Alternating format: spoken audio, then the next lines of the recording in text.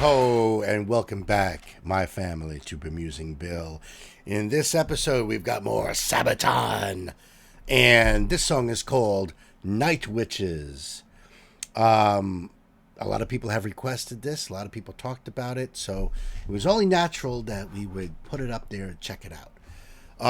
You know what I wanted to do on this one, different than the other ones, because so many people keep hitting me up about their history channel, and I just pulled up because I have the animated story video up, and I think what I want to try to do is, after this is over, I'm gonna pull up the history channel part of it and just do that together. And this way, if you want to hang out for the music video part, cool, and if you want to check out the rest, awesome. I figure it's all going to be new to me anyway, so I might as well be here and learning it with you guys. And since you guys are all SABATON fans, all in one convenient package here with Uncle Bill. So the links will be in the description box. And if you want to support the channel, those links are down below too. If you want to join our Patreon community and really get the inside scoop on everything and talk to me directly, that would be awesome as well. And if nothing else, just subscribe and like. That would be everything for me, because it's cheap, it's quick, and it's awesome. So, let me bring up the screen. And I don't know anything about the story. It doesn't hit home for me, unlike, Bismarck, kind of know what that's about. Or the Christmas truce, know what that's about. But this one, no idea at all. It's interesting. So let's take this journey together, and let me start right away. The Germans are resting behind the lines of the Eastern Front, their tents in neat rows. All is in order in the quiet and still of the night. It's cold, and the winter snow crunches under the jackboot of a guard. Looking up into the sky, the snow starts to drift down. It's peaceful here. Was that a noise from the sky? No, it's just the wind. Suddenly, piercing the still of the night, there's an otherworldly scream and a whoosh as a dark form speeds by. And was that a woman's laughter in the distance? There are no engine sounds, and the suddenly fearful German soldier loses his footing and whispers under his breath, "Die Nachthexen." The world is all at once a bloom of fire and ash, and two more dark forms pass without a sound. Hearing the whooping and celebration of these supernatural creatures, the guard shakes himself from his fear and calls out, "Die Nachthexen! Die Nachthexen! The Night Witches!" In the sky, above, 3 planes of the soon-to-be-famous 588th Night Bomber Regiment, their engines now running, turn east for home. Time to rearm and refuel for another mission. Coming into land, they're greeted by their Commissar, Yevdokia Rashkevich. The young girls that form the pilots and navigators are between the ages of 17 and 26. They are desperate to take the fight to the Germans and have traveled from all over Russia to join the all-women regiments. The 588th is where the least skilled of all the women are placed, but that didn't stop them from carving their name in history. In the early days, they were largely ridiculed by the Soviet men. Given men's uniforms that were too big and shoes all of the same size, the women did the best they could with the clothes, making them fit with belts or filling the large men's shoes with stuffing. The equipment they were given was woefully out of date. The Polikarpov PO2 was a 2-man trainer, underpowered and made of cloth and wood. These old string... So that's why at first I was like, oh, all right, this is World War II. And then when I saw the planes, I was like, no, this has got to be World War One, but that doesn't make sense, because just the uniforms alone. But now I get it. Yeah, these biplanes. Wow. 2 was a 2-man trainer, underpowered and made of cloth and wood. These old string bags were nicknamed crop dusters, or even worse, sewing machines due to the noise their tiny engines made. But the women of the 588th ignored the taunts, and despite the odds, turned the plane's shortcomings to their advantage. The planes at maximum speeds were far below the stall speeds of any of the German fighters. giving them a tight turning circle. They were almost impossible to hit. They were susceptible to small arms fire and anti-aircraft guns, so their strategy was to attack in threes, with a navigator in each plane. At her signal, the pilot would cut the engines and swoop in slowly, silently, dropping their bombs, dealing death from above. Unexpected, undetected, stealth perfected. If necessary, the other two would draw fire from the fighters or from the ground. They slept during the day and rose at dusk to take their vengeance on the invaders. This unnatural bravery in their stealth tactics earned them their title, the Night Witches. The German ace Johannes Steinhoff said, "We simply couldn't grasp that the Soviet airmen that caused us the greatest trouble were in fact women.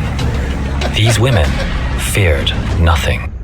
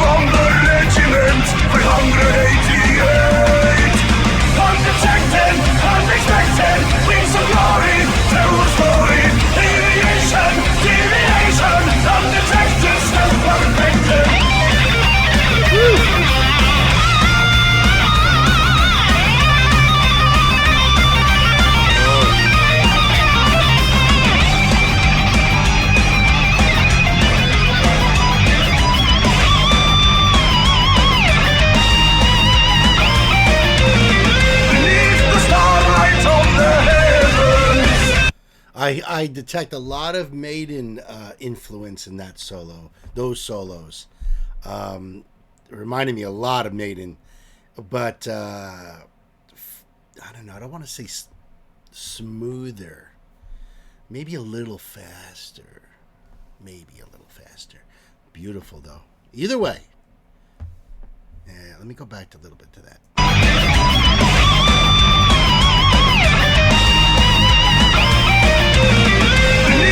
Starlight of the heavens, unlikely heroes in the skies, as they appear on the horizon.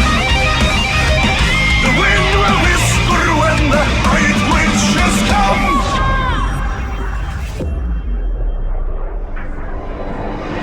Anger! Undetected, unexpected, wings of glory, tell the story. Deviation, undetected, still perfected. From the depths of hell is silence. Just the spells, explosive violence. Russian nighttime fight, perfected. Flawless vision, undetected.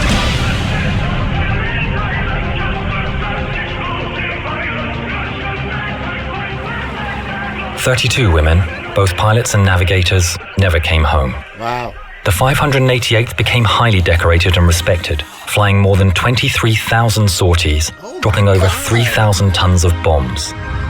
23 Night Witches were awarded the Hero of the Soviet Union, although they were disbanded just 6 months after the war and not allowed to fly in the victory parade, given their planes were so slow.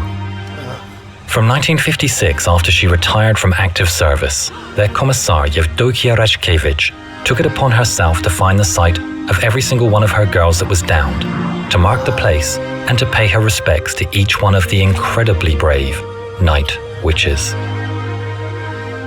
Wow. Oh, so well done.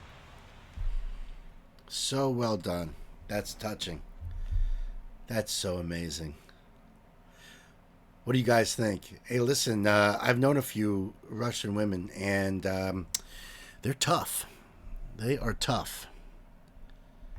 So I can only imagine hell hath no fury. Where are we here?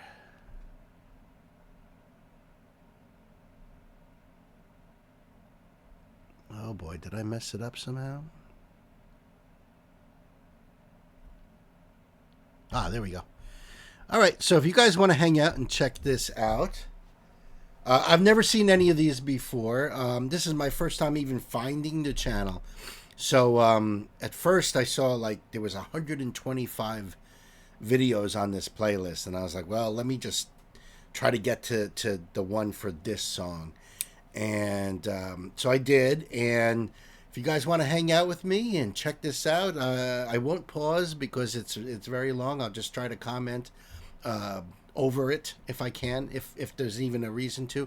I'm here for the learning, and because I love history and military history, and I think this is so fascinating. So let's check this out, okay?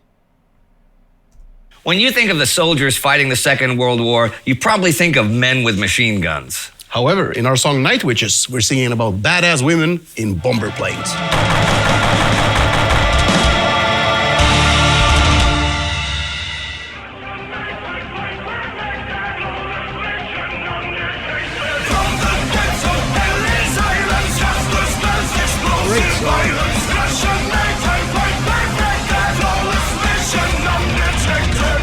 The large-scale industrialization of the Soviet Union in the late 1920s and 1930s opened up the country's economy for women in the workplace, and there was indeed no job for which a woman could not apply. Soviet propaganda encouraged them to join the workforce and steer the great machines of modernization, and the most fantastic symbol of that particular age of machines was the airplane. Many were inspired by Soviet heroine Marina Raskova, who set world records for long-distance flights, showing what pilots and planes from the Soviet Union could achieve.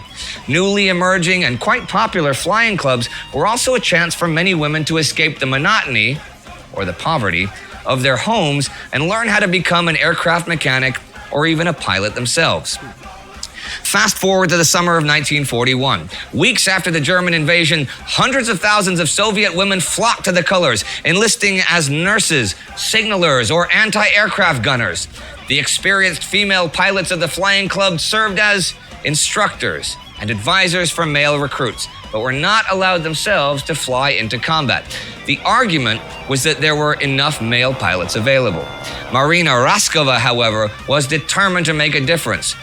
With her influence in Moscow's political circles as a hero of the Soviet Union, she appealed to Stalin himself and got permission to create 3 all-female flying units: the 586 Fighter Regiment, the 587 Heavy Bomber Regiment, and the 588 Night Bomber Regiment.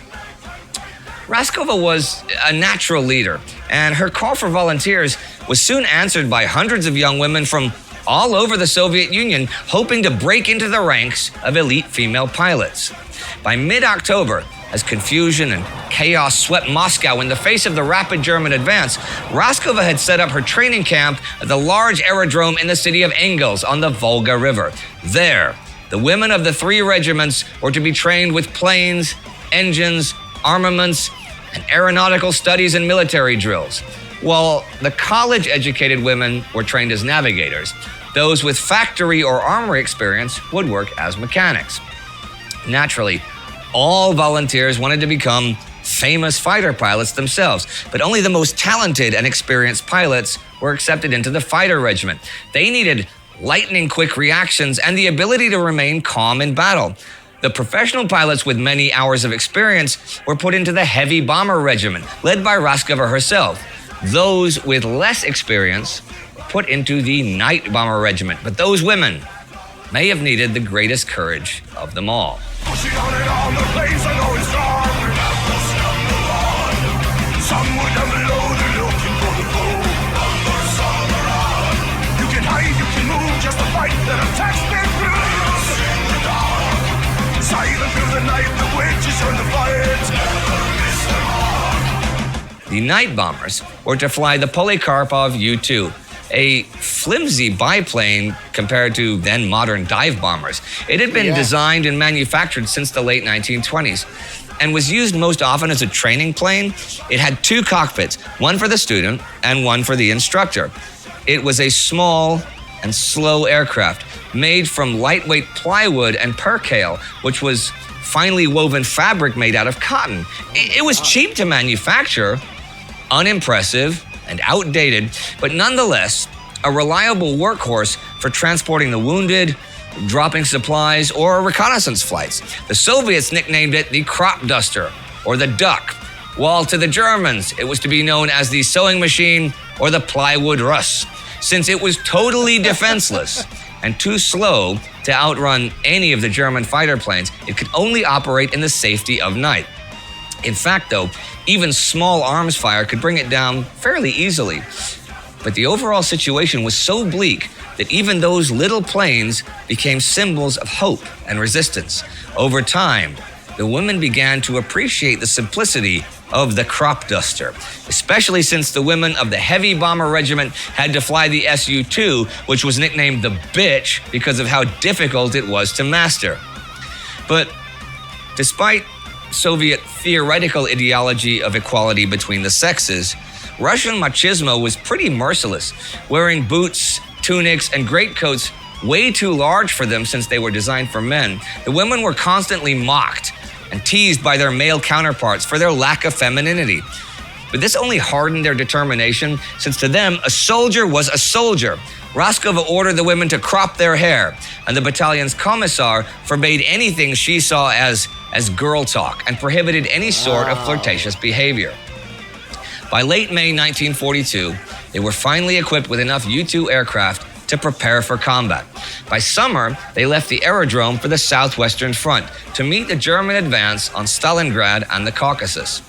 As Axis forces were advancing on Rostov, Raskova's night bombers hit the German ammunition and fuel dumps, the vehicles, and the ground troops. Now, it was the navigator's job to find the target and close in on enemy lines.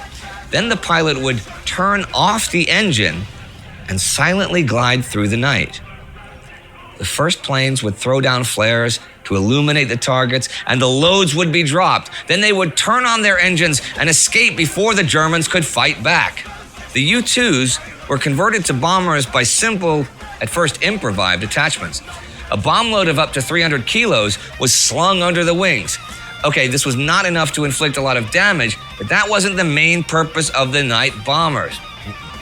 They were to constantly harass the enemy, to deprive them of sleep and wear them down, to grant them no rest periods. And for that, the Germans hated them. After learning that the night bombers were usually piloted by women, they would give them their famous nickname, the Nachthexen, the Night Witches. Every morning, the women came back with red faces and bloodshot eyes. They rebuilt their lives around their nocturnal life, having dinner in the morning and going straight to bed. They were constantly tired and hungry, but they were sure proud of showing the Soviet Union that women could fly as well as any man. And with every successful mission, they earned more respect from the male pilots and officers. But that would not protect them from the constant danger they faced. They had no parachutes, since Soviet high command figured that in case of engine failure, the planes could simply glide back to Earth. This totally disregarded the fact that the percale cotton fabric and plywood frame burned like crazy, and if that ever happened, it was likely that both pilot and navigator burned to death. But to Soviet high command, that was still preferable to being captured alive by the Germans. In fact, those who were shot down or crashed behind enemy lines were expected to fight to the death, as capture was dishonorable to any Soviet soldier and would leave a stigma for the rest of their lives. Even pilots who were shot down behind the lines, but hid and made it safely back to their own lines, were interrogated and often condemned to death by the commissars. Oh my. On January 4th, 1943, Roskova died in an accident on her way to the Stalingrad front. But the 588 was determined to live by her ideals. And as one pilot wrote, it was a time for bombing and bombing. Canvas, wings of death, prepare to meet your fate. Night Bomber Regiment, 588. The Soviet counterattack prompted the hasty withdrawal of the Germans from the Caucasus and gave the Night Witches more than enough opportunities to harass and attack the retreating troops. From the steppes near Stalingrad to the high mountains of the Caucasus, the praise for the Night Witches grew. The freezing winter nights through which they flew at high altitudes with open cockpits did not discourage the women from fulfilling their missions. In fact, only once were they forced to remain grounded for a time.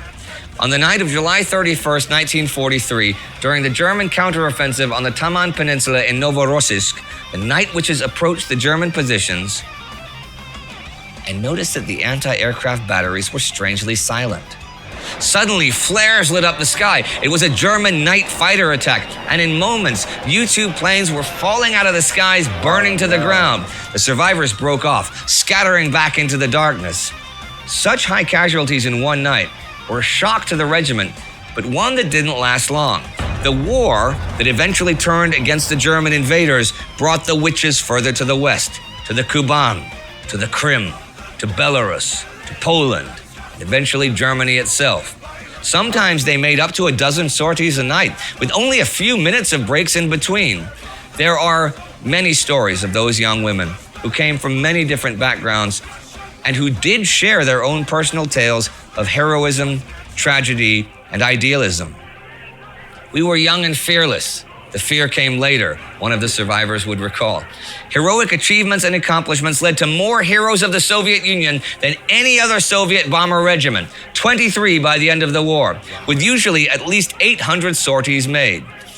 After the war, and after the regiment was disbanded, their commissar, Yevdokia Rachkevich, took it upon herself to personally search for the crash sites of every last one of her lost flyers to provide an accurate history of the regiment and the women that served and fought with it. Undetected, unexpected, brings of glory, silver story, deviation, undetected, imperfected. Okay, badass women in bomber planes. That was a really good description, right? So how did you guys decide to choose this? Actually, you know, when we started doing research for Heroes, this was one of the first that came up for us. Yeah, that's been in our, what do you call it, secret Sabaton archive for a while. All right. And we just thought it was a perfect way to open the album as well. Yeah. We have a tradition of doing something surprising for the first song, and I think that massive opening was a perfect way to start off the album, you know? Yeah, and then the tempo change into the Oh chorus. yeah, sorry, you're right. Yeah, and we did something different there also with the chorus being half beat compared to the rest of the song, and which is something I really hate. But if you hate it, why did you allow it to happen in this instance? It's the only time I actually thought it worked. Yeah? You know, we wanted that. Whose suggestion was it? Who said, "Hey, come on, let's do this"? And you said, Oh, I did that to myself. "Oh, okay." So, but no, I remember so clearly when we were doing the PR for this album. It's a couple of years ago now, but I was doing an interview and I was in the final stages of doing something else. I was in the studio. Interviewer was a bit nervous, I should say, and not used to doing interviews. And we had I think a regular 30-minute interview. I was on the phone. He asked me to tell something. Well, you have a lot of stories. Could you tell me something from the album, you know, story-wise? And I started, I can make an example out of the first song. And I started telling the story of the Night Witches. Okay. And I got a little bit carried away, you know, because I was proud of the song and the story. So I, got carried away. And I probably spoke for about 8 minutes about only that song and the story about it. When I was finished, it got silent, and then I hear, okay, and the next song? Oh, man. Oh, gosh. Oh, that's brilliant. So now, what was the reception for Night Witches? You know, I mean, was this because this is not something that's familiar to people? No. The story in itself is fantastic. No matter if it would have been men or women. Yeah. The fact that it is women, it's a extra nice bonus, I think. Yeah. And it's very Soviet Union too. yes, and it's still a part of our live set, very popular with the fans and us as well. Yeah. I think we have some of the coolest pyro and video stuff going on that song as well. Absolutely. So I actually really enjoy playing that because we all I guess go off stage as the live intro for that song starts, and cool. I sing the intro off stage, and I just get running in on the first boom of the verse.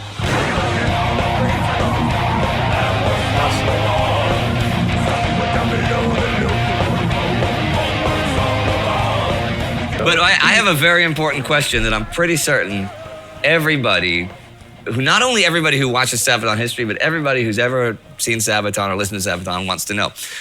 Now, Night Witches, right? They to avoid any outward appearances of too much femininity and stuff because of problems with the male soldiers and stuff. They all cut their hair really short. They all crop their hair, right?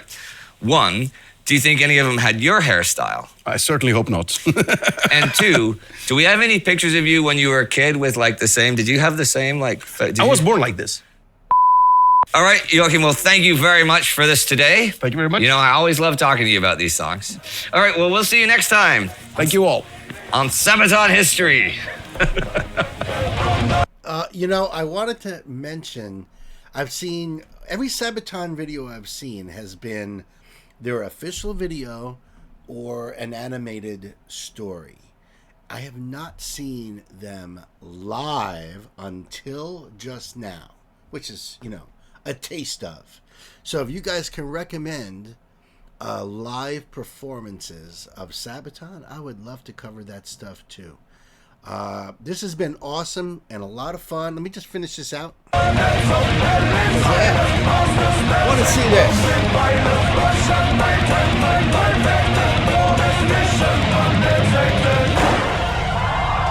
Yeah. All right, everyone, you know the drill. You click. Get some subscriptions, check out Indy's other channels, become a Patreon. That's it. Get the fuck out of here. Yeah. That's too cool. So, listen, the links will be in the description box, as I said. If you can hit me up with live performances, that would be cool. Oh my God, they look so freaking great live. They sound great. So I want more. And then let me know, in the comments what you would like to see next. Thank you for hanging out extra long with me. I enjoyed every bit of that. I learned a lot about that. Wow. See, you learn new things all the time, and I was so into World War II stuff, but I never heard of this story, not one little bit ever. That just amazes me, and I'm sure there's so many more stories out there. How come they haven't made a movie about these ladies? How amazing would that be, right?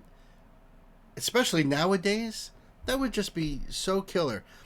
Anyway, until the next time, I love you guys. Sabaton forever. Till the next time. Peace.